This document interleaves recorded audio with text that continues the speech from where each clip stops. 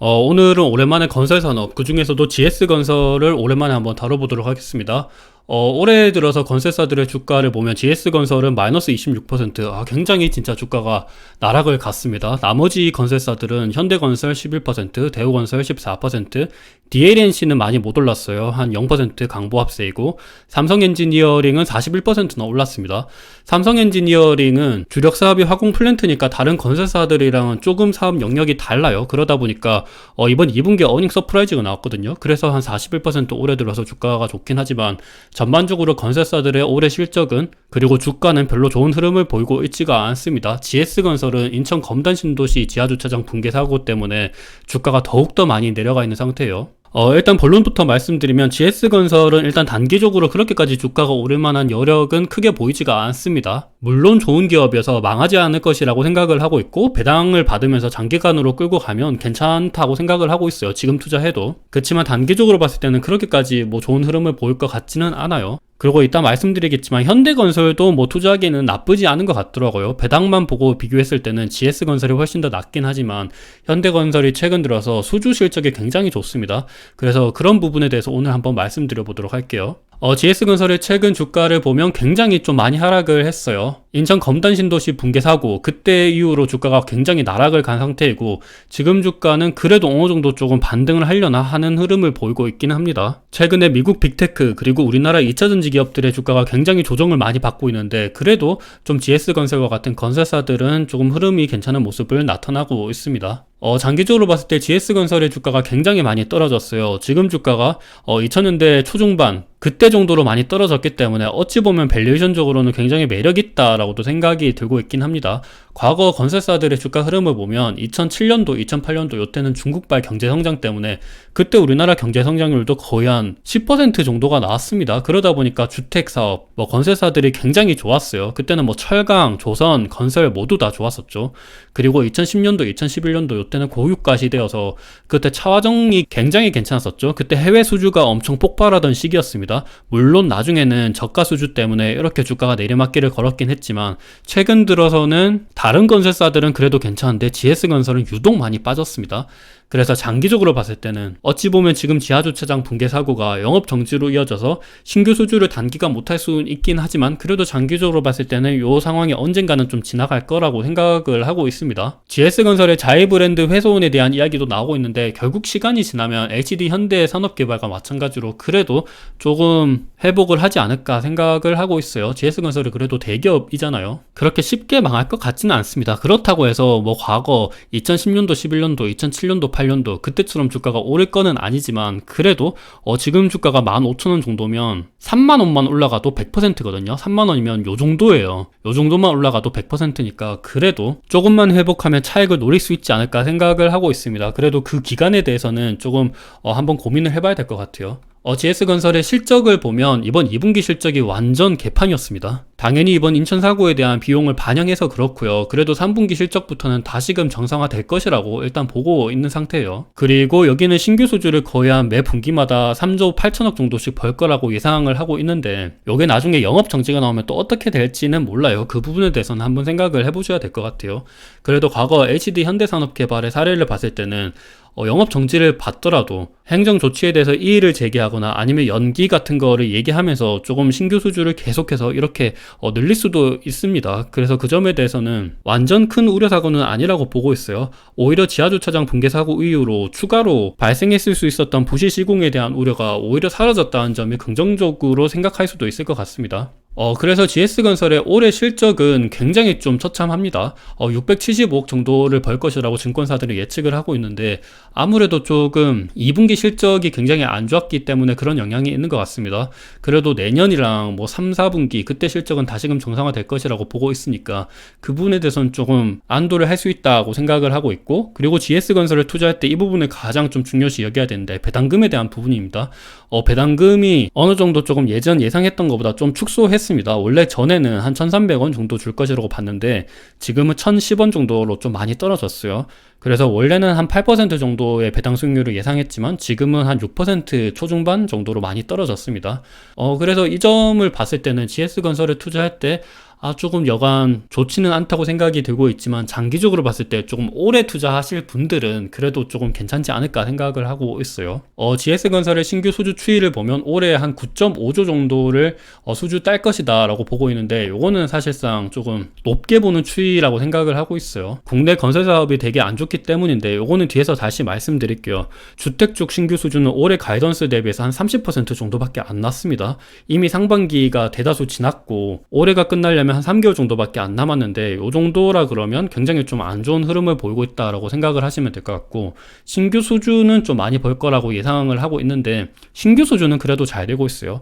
건설사들을 지금 투자한다 그랬을 때는 국내 신규 수주보다는 좀 해외 수주 쪽으로 생각을 하시는 게 좀 좋을 거라고 생각이 들고 있어요. 그래서 국내 수주 잔고는 한 40조 정도가 있고 해외 수주 잔고는 15조 정도가 있습니다. GS건설이 영업 정지를 받더라도 신규 수주는 좀 제한이 되지만, 그래도 이때까지 쌓아놓은 수주 잔고 쪽으로는 계속 매출을 발생할 수 있기 때문에 뭐 망할 거라고는 생각이 들고 있지는 않고, 오히려 그런 이야기도 많이 나오고 있어요. 인건비도 많이 비싸고 원재료 값도 많이 비싼데 오히려 이 상태에서 신규 수주를 안 받는 게 유리하다, 이런 이야기도 많이 나오고 있습니다. 왜냐하면 최근 분양가 대비해서 매매가가 그렇게 높지가 않아요. 분양이 많이 되고 분양가를 높게 측정을 하고 매매가가 높아야 건설사들 입장에서는 이득인데, 분양가를 그렇게 또 높게 측정을 하기가 힘듭니다. 그렇다고 해서 분양가를 낮게 측정을 하면 공사비가 워낙 비싼데 이게 건설사들이 굉장히 손해를 많이 볼 수가 있는 거죠. 저가 수주에 대한 원인이 될 수가 있습니다.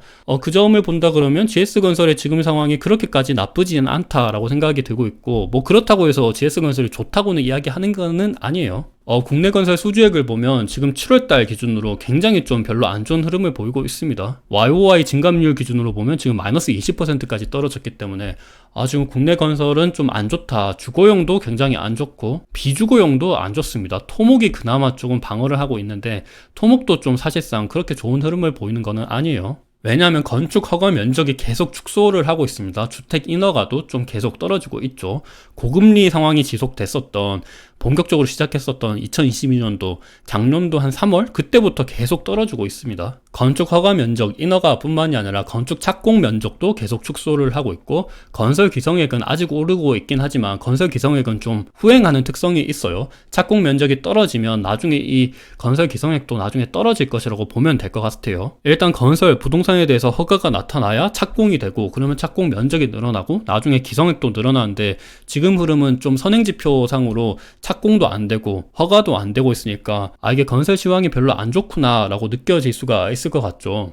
그래서 정부 입장에서는 지금 부동산 공급이 제대로 이루어지고 있지 않아서 앞으로 2년 후 그때 입주할 사람들 입장에서는 공급이 제한돼 있다 보니까 또 부동산 가격이 올라가는 거 아니야? 이런 것 때문에 부동산 공급 정책을 앞으로 세운다고는 얘기하고 있긴 하지만, 결국에는 이게 분양가가 올라가고 매매가가 올라가는 그런 현실적인 방안이 보여야 되는데, 특례보금자리론 그리고 50년 주택 만기 대출 이런 걸로는 국내 주택 시황을 완전히 반등시키기는 좀 무리가 있는 게 아닌가라는 생각이 개인적으로는 들고 있습니다. 왜냐하면 아파트 분양 공급 추이를 보면 계속 축소하는 모습을 보이고 있는데, 올해 건설사들이 목표로 했었던 분양이 100이었다면 지금은 거의 한 30 정도밖에 채우질 못했습니다. 요것도 계획이 30.2만 세대라는 거고 아직까지 이 계획의 30%밖에 채우질 못했어요. 서울 아파트는 그나마 괜찮긴 한데 지방 아파트는 지금 완전히 좀 안 좋은 흐름을 보이고 있죠. 왜냐하면 아파트 분양가 대비해서 매매가가 굉장히 많이 떨어졌고, 코로나 때 많이 올랐는데 지금은 굉장히 많이 떨어졌어요. 그리고 평당 매매가도 좀 떨어지고 있는 모습을 보이고 있습니다. 미분양이 최근 들어서 좀 올라갔다가 떨어지는 모습을 보이면서 긍정적인 흐름이 나타나고 있지만, 미분양이 이렇게 떨어진 것 자체가 분양이 별로 안 돼서 그렇다는 이야기가 많습니다. 그래도 최근에 부동산 정책이 나오면서 특례보금자리론, 50년 만기 주택담보대출 이런 것 때문에 주택 매매 거래량이 늘어나고 있는데, 이게 또 MZ세대들 위주로 아파트 매매가 늘어나고 있다고 하더라고요. 근데 결국에는 금리가 높고 이 고금리 상황이 언제까지 지속이 될지 모르는데, 이렇게 매매 거래량이 늘어나고 정부 정책이 생긴다 그래서 주택 시황이 좀 좋아질 것이다 라고 보는 거는 조금 시기상조가 아닌가라는 생각을 하고 있습니다. 그래서 국내 수주보다는 해외 수주를 보셔야 된다고 생각을 하는데, 왜냐하면 중동이랑 북아프리카 쪽에 주요 7개국 예산액 추이를 보면 올해 굉장히 좀 이 예산액을 많이 집행을 했습니다. 전체 예산액 대비해서 거의 한 20-30%? 한 20% 정도를 화학이랑 가스, 오일, 그러니까 석유화학 플랜트 쪽으로 예산을 집행하겠다라고 얘기를 했어요. 그 중에서 화학 쪽에 예산을 많이 집행을 했고, 예산액 대비해서 아직까지는 발주를 많이 하진 않았지만 아직 시간이 좀 남은 만큼 이 발주 금액도 좀 늘어날 것이라고 보고 있습니다. 과거 국내 건설사들의 해외 수주를 보면 2007년도 이때 중국 발경 재성장 때 그때 좀 많이 올라갔었고, 사실 이 해외 수주는 두바이 유가 가격이랑 거의 비슷한 흐름을 보여요. 유가가 이렇게 올라가면 해외 수주도 같이 따라갑니다. 왜냐하면 중동 쪽에서 원유 가격이 많이 올라가면 걔네들 GDP도 올라가고, 그러면 예산액 추이도 좀 높아지고 발주도 많이 할 수가 있겠죠. 사업을 어떻게든 많이 해야 돈을 많이 벌 수 있는데, 뭐 당연히 석화 플랜트 이쪽으로 좀 사업을 많이 늘립니다. 그래서 2007년도 때 이렇게 많이 늘어났었고, 2010년도 11년도 이때도 고유가 시대 때 차화정이 좀 굉장히 좋았었죠. 그때도 좀 해외 수주가 잘 됐습니다. 그러다가 2015년도 뭐 이럴 때는 좀 많이 떨어졌긴 했지만 그때는 국내 수주가 또 잘 됐었죠. 근데 지금 다시 유가가 다시금 많이 올라가고 있어요. 이번에 90불을 다시 돌파했더라고요, 배럴당. 그래서 앞서 보신 것처럼 예산액도 많이 작고 발주도 많이 할 수 있다, 요 점을 좀 기대를 해보시면 좋을 것 같습니다, 해외 수주 쪽으로는. 왜냐하면 이렇게 발등에 불 떨어진 게 이게 사우디아라비아의 경제 성장률인데 최근에 경제 성장률이 계속 떨어지고 있어요. 그래서 사우디아라비아는 지금 발등에 불이 떨어졌습니다. 원유도 계속 감산해서 유가를 계속 높게 책정하려고 하고 있고, 걔네들이 또 네옴시티를 짓고 있잖아요. 이렇게 하는 이유가 있습니다. 전기차 시대가 도래하면서 원유를 이제 더 이상 안 쓴다. 그래서 걔네들은 뭔가를 해야 된다. 유가 자체를 좀 높이려고 하고 있고, 관광 쪽, 그리고 최근엔 또 엔터 쪽으로도 투자를 많이 하고 있죠. 우리나라 카카오 엔터테인먼트 쪽으로 투자를 많이 했다, 이런 이야기도 나오고 있는 만큼, 그래서 좀 석유화학 플랜트, 예산을 이렇게 집행을 하면서 좀 대대적으로 투자를 하고 있습니다. 그래서 이런 쪽으로 국내 건설사들이 좀 노려봐야 되는 거 아니야. 국내 건설 수주가 좀 많이 죽었으니까 해외 수주 쪽으로는 좀 잘하고 있는 기업을 눈여겨보면 어떨까라는 생각을 하고 있습니다. 그래서 그 점을 통해서 본다 그러면 우리나라 건설사들의 신규 수주랑 그리고 해외 수주를 보면 현대건설이 좀 잘하고 있어요, 솔직히. 전체 신규 수주는 좀 국내 쪽이 잘 안 되다 보니까 걱정이 좀 있긴 한데 해외 수주는 잘 되고 있습니다. 현대건설뿐만이 아니라 삼성엔지니어링, GS건설도 괜찮아요. DLENC, 뭐 대우건설 굉장히 좀 괜찮은 흐름을 보이고 있고, 특히나 현대건설, 삼성엔지니어링이 괜찮죠. GS건설도 나쁘지 않습니다. 근데 GS건설은 뭐 물론 괜찮은데 인천 검단 신도시 사고 때문에 단기간은 좀 주가 반등이 어렵지 않나라는 생각을 하고 있고, 그래서 좀 장기적으로 봤을 때는 현대건설 뭐 나쁘지 않은 것 같고, GS건설도 장기적으로 봤을 때는 괜찮다는 생각을 하고 있어요. 그래서 해외 수주 목표 추이를 보면 현대건설은 올해 목표 추이를 이미 달성을 했습니다.